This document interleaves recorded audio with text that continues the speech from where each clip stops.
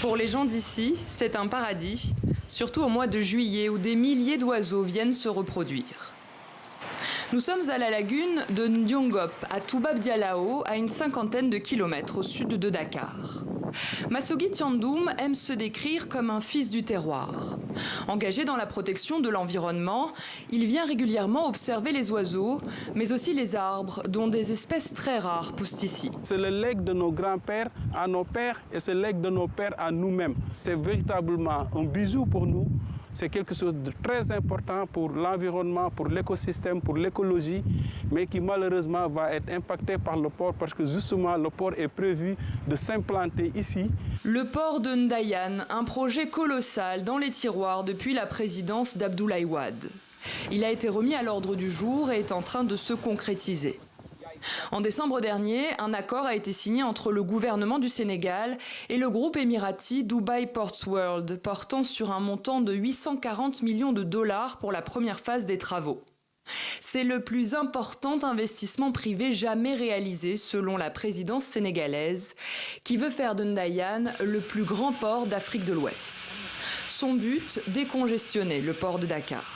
C'est un projet de développement pour l'État, pour son promoteur, mais c'est une catastrophe écologique qui va se passer ici. Massoguy s'inquiète également des conséquences sociales pour les pêcheurs artisanaux.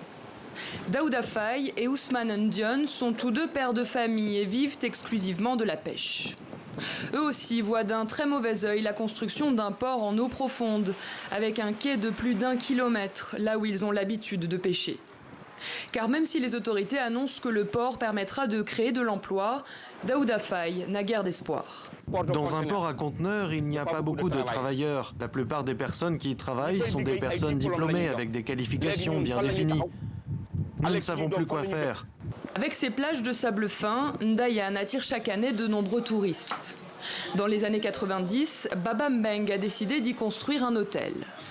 Ce Sénégalais a résidé pendant 25 ans en France avant de rentrer au pays avec son grand projet. Aujourd'hui, son établissement comporte une centaine de chambres et emploie 60 personnes. J'ai amené l'eau ici tout seul. L'électricité, je l'ai amené tout seul. Tout ce que j'ai travaillé pendant 25 ans, je l'ai investi ici. Et mon énergie, et mon argent. Il y a quelques jours, un quotidien sénégalais faisait sa une sur le lancement des travaux du port d'ici le mois de juin, au grand désespoir de Baba Mbeng. Moi, je ne veux pas d'indemnisation. Ce que je veux, c'est que ça ne se fasse pas. Qu'ils me laissent mon bien, qu'ils me laissent mon gagne-pain. Regroupés en collectif au sein d'une association de défense de l'environnement, plusieurs dizaines de personnes luttent ardemment contre ce projet du port de Ndayane. Des Sénégalais, mais aussi des étrangers résidant dans la région. Ils sont réunis ce matin à l'école des Sables de Toubab Dialaho. Nous sommes pour le développement, mais pas n'importe quel développement. Il n'y a nulle part au monde un port qui prend autant de superficie et qui exproprie autant de population. Il y a un port à côté, le port de Bargny-Sendou, qui est un port tragique et qui garde encore les séquelles de populations qui ont été expropriées et qui n'ont pas été jusqu'ici payées. Le grand port minéralier de Bargny-Sendou se situe en effet à une dizaine de kilomètres. Si le port de Ndayane vient à être réalisé, il se trouvera juste en face de l'école des Sables, l'un des plus prestigieux centres de formation de danse du continent, créé il y a plus de 20 ans par la célèbre danseuse et chorégraphe Germaine Acogny. Ce port, mais c'est un épée de Damoclès sur nos têtes. Les gens viennent aussi pour les danses, pour nos traditions, mais pour l'environnement. Nous ne défendons pas nos biens personnels, nous défendons le bien qui appartient à tout le village, à tout le Dialaho.